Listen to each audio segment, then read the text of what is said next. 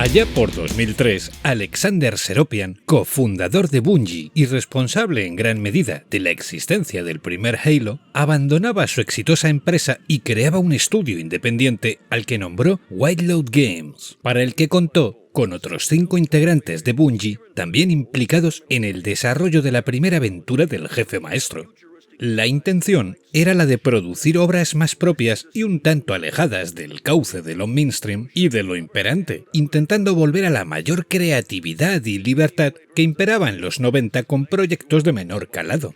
Llegando a finales de 2005 y tras muchos problemas en su desarrollo, debido a decantarse por emplear el mismo engine del primer Halo y habérselo entregado a un equipo de apoyo externo de programación que desconocía sus entresijos y limitaciones, lanzaban su primera propuesta, Stoops the Zombie: Rebel Without Pulse, un juego extraño y sumamente original se mire por donde se mire, en el que nos poníamos en la putrefacta piel de Stoops, un zombie que vuelve a la vida en unos utópicos años 50 futuristas en busca de venganza y para rescatar a la que fue el amor de su vida. Y todo esto se presentaba a través de personajes absurdos, líneas de guión absolutamente desquiciantes y mil y un tributos hacia obras icónicas del cine, la literatura y la cultura pop. Y es que esa era la intención del estudio desde un inicio: construir algo lo suficientemente original y propio como para distinguirse del resto, y joder que sí lo consiguieron, al menos en lo que respecta al concepto total del producto.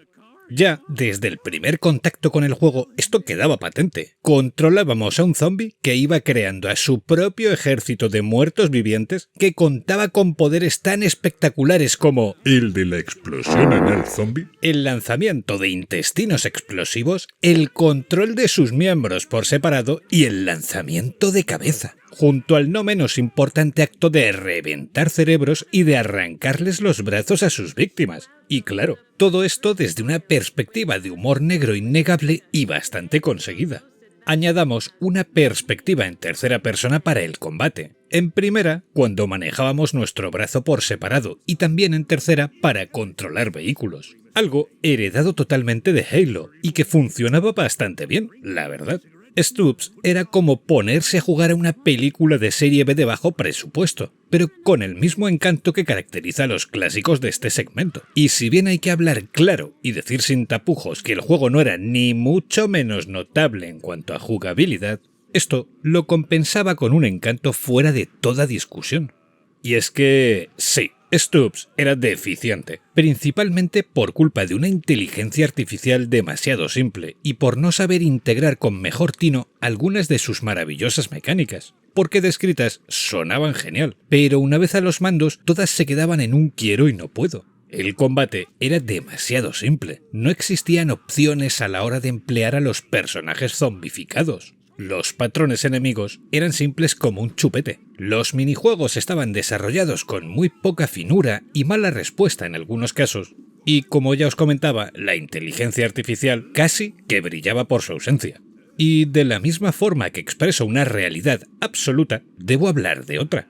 Estos defectos de abultado peso no evitaron que desde el día 1, Stoops se convirtiese en una obra de culto, imperfecta, pero con un encanto especial, único y realmente atrevido. Porque algo imperfecto puede ser disfrutable perfectamente, y la misma serie B en la que se inspira nos lo ha demostrado constantemente con sus películas imperfectas pero arriesgadas. Además de ese humor, de lo impactante de su mecánica y de ir en contra de encarnar al típico héroe que, precisamente, lucharía contra esas hordas de zombies, Stoops integraba una banda sonora que era de 10, con temas musicales de época versionados por grupos actuales, con lo que lograron darle aún más carisma a la experiencia. Por otra parte, era tan incorrecto, tan sangriento y tan estúpido que debido a esta misma hiperbolización resultaba brillante. Porque ¿qué otro juego mezcla en la misma historia a un zombie en rebeldía, a un científico nazi, a un mega playboy alcalde y a un componente de un coro que confunde a las hordas de zombies con invasores rusos? Es tan peculiar y disparatado que asusta. Y hostia puta, me encanta. Al final, estamos ante un juego de unas 7 u 8 horas de duración que no funcionaba del todo, pero que sabía asombrarte y llamar tu atención debido a esa personalidad arrolladora. Aunque es innegable que dejaba esa sensación tan agridulce de pensar en lo bueno que pudo ser si hubiesen refinado mínimamente sus mecánicas, porque mira que funcionan mal. No obtuvo demasiadas ventas en PC y tampoco en Xbox, videoconsola para la que apareció en exclusiva.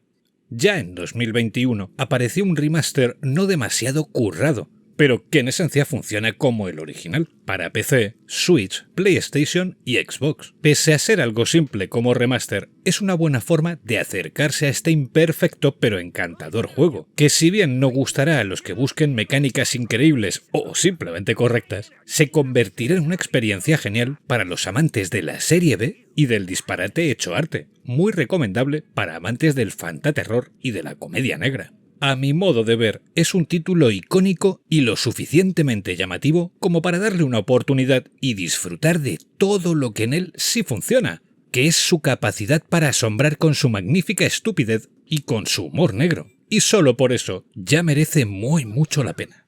Si te gustó la divertida Noche de los Muertos Vivientes, si te lo pasas bien cada vez que visualizas El Ejército de las Tinieblas, y si te has criado viendo maravillas como Society o Reanimator, este es tu juego sin duda alguna.